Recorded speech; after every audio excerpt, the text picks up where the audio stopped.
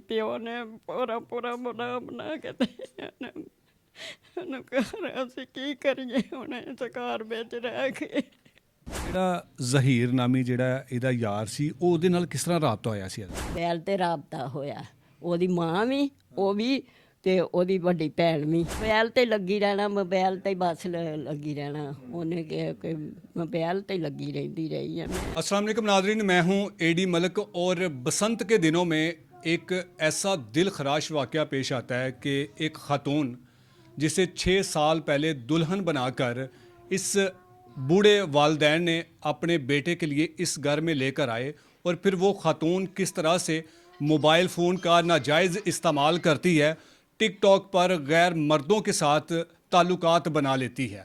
संत के दिनों में जहाँ हर शहरी जो लाहौर में रहने वाला था वो खुश था, लेकिन उसी खुशियों के दौरान इन बूढ़े वालदैन को क्या अंदाज़ा था कि इनके ये दो जो पोते हैं वो अब हमेशा के लिए यतीम हो चुके हैं। इन बूढ़े वालदैन को नहीं पता था कि इनकी बहू जो एक नागन के रूप में इनके घर में आई और इनके घर को हथियाने के लिए, जिसने एक आरफ वाला के नौजवान के साथ टिकटॉक पर दोस्ती बनाई और फिर उसे आरफ वाला से इस घर के अंदर बुलाया और अपने खावंद को पहले नशा पिलाया, उसको नींद बेहोश किया और फिर उसके बाद उसके मुंह पर तकिया रख के उसे गोली मार के अब्दी नींद सुला दिया। अब इनका मुतालबा सिर्फ ये है कि ये जो मुल्ज़मान है, ये जो नागन जिसे पुलिस ने गिरफ़्तार कर लिया, और पुलिस को कैसे पता चला कि इस नौजवान जिसका नाम कासम है उसकी कातिल कोई और नहीं बल्कि उसी की अपनी बीवी है, क्यों उसने कासम को कत्ल किया, ये सारी कहानी ਕਾਸਮ ਕੇ ਵਾਲਿदैन ਕੀ ਹੋਇਆ ਸੀ ਉਸ ਦਿਨ? ਇਹ ਜਿਹੜੀ ਨਾਗਨ ਤੁਸੀਂ ਲਿਆਂਦੀ ਸੀ ਜਿਹਨੇ ਤੁਹਾਡੇ ਬੇਟੇ ਨੂੰ ਹੀ ਡਸ ਲਿਆ, ਤੇ ਤੁਹਾਨੂੰ ਪਤਾ ਹੀ ਨਹੀਂ ਚੱਲਿਆ ਸੀ ਕਿ ਕੀ ਹੋਇਆ ਘਰ ਦੇ? ਪਤਾ ਨਹੀਂ ਚੱਲਿਆ, ਅਸੀਂ ਦੂਸਰੇ ਕਮਰੇ 'ਚ ਪਏ ਹਾਂ, ਦਰਵਾਜ਼ਾ ਬੰਦ ਸੀ ਤੇ ਉਹਨੇ ਆਪਣੇ ਇੱਥੇ ਡਰਾਇੰਗ ਰੂਮ 'ਚ ਤੇ ਕੋਈ ਨਹੀਂ, ਉਦੋਂ ਸਰਦੀ ਹੈਗੀ ਸੀ। ਹਾਂ ਬਿਲਕੁਲ। ਤੇ ਉਹਨੇ ਇੱਥੇ ਬਿਠਾ ਕੇ ਤੇ ਉਹਨੂੰ ਬਾਹਰ ਦਿੱਤਾ। ਉਦੋਂ ਕਹਿੰਦੇ ਕਿ ਗੋਲੀ ਚਲਾ ਦੇ। ਤੇ ਅਸੀਂ ਜਦੋਂ ਗੋਲੀ ਚਲਾਈ ਸੀ ਤੁਹਾਡੇ ਬੱਚੇ ਨੂੰ ਮਾਰਿਆ ਸੀ, ਦਿਨ ਦਾ ਟਾਈਮ ਸੀ ਕਿ ਰਾਤ ਦਾ ਟਾਈਮ ਸੀ? ਰਾਤ ਦਾ ਟਾਈਮ ਸੀ। ਰਾਤ 1 ਵਜੇ ਦਾ ਟਾਈਮ ਸੀ, 1:06 ਤੇ ਗੋਲੀ ਚੱਲੀ ਹੈ। ਇਹ ਤੁਹਾਡੀ ਨੂੰਹ ਦਾ ਕੀ ਨਾਮ ਹੈਗਾ ਸੀ? ਰਮੈਹਾ। ਤੇ ਰਮੈਹਾ ਦੀਆਂ ਤੁਸੀਂ ਹਰਕਤਾਂ ਕਦੀ ਨੋਟ ਨਹੀਂ ਸੀ ਕੀਤੀਆਂ ਕਿ ਕੀ ਕਰਦੀ ਹੈ? ਨਾ, ਮੈਨੂੰ ਮੋਬਾਇਲ ਤੇ ਲੱਗੀ ਰਹਿਣਾ, ਮੋਬਾਇਲ ਤੇ ਬਸ ਲੱਗੀ ਰਹਿਣਾ। ਉਹਨੇ ਕਿਹਾ ਕਿ ਮੋਬਾਇਲ ਤੇ ਲੱਗੀ ਰਹਿੰਦੀ ਰਹੀ ਹੈ। ਮੈਂ ਨਹੀਂ, ਤੁਸੀਂ ਕਦੀ ਪੁੱਛਿਆ ਨਹੀਂ ਕਿ ਮੋਬਾਈਲ ਦੇ ਵਿੱਚ ਤੂੰ ਕਿਹੜਾ ਕਾਰੋਬਾਰ ਕਰਨੀ ਹੈ? ਕਹਿੰਦੀ ਸੀ ਮੈਂ ਇਹ ਕਾਰੋਬਾਰ ਕਰਨੀ ਆ। ਅੱਛਾ। ਆਹੋ ਕਹਿੰਦੀ ਸੀ ਕਿ ਮੈਂ ਕੋਈ ਕੰਮ ਕਰਨੀ ਹੈ? ਆਹੋ, ਕਹਿੰਦੀ ਕੰਮ ਕਰਨੀ ਆ ਮੈਂ ਇਹ ਮੋਬਾਇਲ ਤੇ। ਤੇ ਤੁਸੀਂ ਆਪਣੇ ਬੱਚੇ ਨੂੰ ਦੱਸਿਆ ਸੀ ਕਾਸਮ ਨੂੰ ਕਿ ਬੇਟਾ ਇਹ ਮੋਬਾਈਲ ਦੇ ਵਿੱਚ ਲੱਗੀ ਰਹਿੰਦੀ ਹੈ, ਕਿਹੜਾ ਕੰਮ ਕਰਦੀ ਹੈ? ਨਹੀਂ, ਉਹ ਕਹਿੰਦਾ ਸੀ ਕਿ ਅੱਛਾ ਅੰਮੀ ਕੋਈ ਗੱਲ ਨਹੀਂ, ਮੋਬਾਈਲ ਤੇ ਲੱਗੀ ਰਹਿੰਦੀ ਆ ਤੇ ਕੁਛ ਨਹੀਂ ਹੁੰਦਾ ਇਹ। ਅੱਛਾ। ਆਹੋ, ਉਹਨੇ ਮੈਨੂੰ ਇਹ ਜਵਾਬ ਦੇ ਦਿੱਤਾ ਹੈ। ਇਹ ਜਿਹੜਾ ਜ਼ਹੀਰ ਨਾਮੀ ਜਿਹੜਾ ਇਹਦਾ ਯਾਰ ਸੀ ਉਹ ਉਹਦੇ ਨਾਲ ਕਿਸ ਤਰ੍ਹਾਂ ਰਾਬਤਾ ਹੋਇਆ ਸੀ ਇਹਦਾ? ਉਹ ਮੋਬਾਇਲ ਤੇ ਹੀ ਬਸ ਲੱਗੀ ਰਹਿੰਦੀ ਰਹੀ ਹੈ। ਮੋਬਾਇਲ ਤੇ ਰਾਬਤਾ ਹੋਇਆ, ਉਹਦੀ ਮਾਂ ਵੀ, ਉਹ ਵੀ ਤੇ ਉਹਦੀ ਵੱਡੀ ਭੈਣ ਵੀ। ਉਹ 3 ਮਹੀਨੇ ਰਹਿ ਕੇ ਆਈ ਹੈ ਠੋਕਰ ਤੇ ਤੇਰੇ ਪਾਕ ਪਤਨ ਆਰਫ ਵਾਲੇ। ਤੇ ਉਹ ਹੀ ਨਾ ਮੋਬਾਇਲ ਤੇ ਹੀ ਲੱਗੀ ਰਹਿੰਦੀ ਰਹੀ ਹੈ, ਮੋਬਾਇਲ ਤੇ ਹੀ ਰਾਬਤਾ ਹੋਇਆ ਸੀ ਉਹਦਾ। ਤੇ ਉਹ ਮੁੰਡਾ ਵੀ ਪਤਾ ਨਹੀਂ ਇੱਥੇ ਕੋਈ ਕੰਮ ਕਰਦਾ ਹੋਏਗਾ ਜਾਂ ਨਹੀਂ, ਮੈਨੂੰ ਨਹੀਂ ਪਤਾ ਹੈਗਾ ਕਿ ਕੰਮ ਕਰਦਾ ਰਹੇਗਾ ਜਾਂ ਹੁਣ ਮੋਬਾਇਲ ਤੇ ਬਸ ਉਹਦੇ ਨਾਲ ਲਾ ਲਈਆਂ। ਤੇ ਇਹ ਕਿ ਕੰਮ ਤੇ ਤੁਹਾਡੇ ਬੱਚੇ ਨੂੰ ਕਤਲ ਕਰਨ ਦੀ ਵਜ੍ਹਾ ਕੀ ਸੀ? ਹੈ ਕਿਉਂ ਇਹਨੇ ਕਤਲ ਕੀਤਾ ਜੀ? ਅੱਲਾ ਜਾਣੇ ਉਹਨੇ ਕੀ ਕੀਤਾ। ਮੈਂ ਕਿਹੜੀ ਚੀਜ਼ ਦੀ ਕਮੀ ਸੀ ਜਿਹੜਾ ਤੁਹਾਡਾ ਬੱਚਾ ਪੂਰੀ ਨਹੀਂ ਸੀ ਕਰ ਸਕਦਾ? ਕਮੀ ਸੀ ਇਹ ਕੁੜੀ ਵੀ ਹੈ, ਮੁੰਡਾ ਵੀ ਹੈ। ਅੱਲਾਹ ਤਾਲਾ ਦਾ ਸ਼ੁਕਰ ਅਲਹਮਦੁਲਿਲਾ, ਘਰ ਵੀ ਪਿਓ ਨੇ ਪੂਰਾ ਪੂਰਾ ਬਣਾ ਕੇ ਤੇ ਉਹਨੂੰ ਘਰ ਅਸੀਂ ਕੀ ਕਰੀਏ ਹੁਣ ਇਸ ਘਰ ਵਿੱਚ ਰਹਿ ਕੇ। ਅਸੀਂ ਕੀ ਕਰੀਏ ਇਸ ਘਰ ਵਿੱਚ ਰਹਿ ਕੇ। ਪੀ ਲੈ ਮਰਜਮ ਨਵਾਜ਼ ਅੱਗੇ ਦੇ। ਤੇ ਜਿਸ ਦਿਨ ਮਾਂ ਜੀ ਰਾਤ ਨੂੰ ਇਹਨੇ ਗੋਲੀ ਚਲਾ ਕੇ ਤੁਹਾਡੇ ਬੱਚੇ ਨੂੰ ਕਤਲ ਕਰ ਦਿੱਤਾ ਸੀ, ਤੁਹਾਨੂੰ ਗੋਲੀ ਚਲਾਉਣ ਦੀ ਆਵਾਜ਼ ਸੁਣਾਈ ਸੀ ਕਿ ਕੀ ਹੋਇਆ? ਘਰ ਵਿੱਚ ਪਟਾਕੇ ਕਿੱਥੋਂ ਚੱਲੇ? ਦੇਤੀ ਆ ਮੈਂ ਆਵਾਜ਼, ਇਹਨੇ ਕਿਹਾ ਕੋਈ ਗੋਲੀ ਚੱਲੀ ਆ, ਪਤਾ ਨਹੀਂ ਇਹ ਆਵਾਜ਼ ਆ ਗਈ ਹੈ।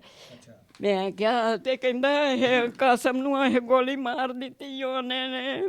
ਮੈਂ ਕਿਹਾ ਅੱਛਾ ਖੂਨ ਦੇ ਵਿੱਚ ਅਸੀਂ ਤੇ ਆਪ ਬੇਹੋਸ਼ ਹੋ ਗਏ ਆ, ਅਸੀਂ ਤਾਂ ਪਤਾ ਹੀ ਨਹੀਂ ਰਿਹਾ ਕਿ ਕੌਣ। ਤੇ ਤੁਸੀਂ ਇਹਨੂੰ ਪੁੱਛਿਆ ਨਹੀਂ ਕਿ ਇਹ ਕੀ ਕੀਤਾ ਹੈ, ਕਿਵੇਂ ਗੋਲੀ ਵੱਜ ਗਈ ਬੱਚੇ ਨੂੰ?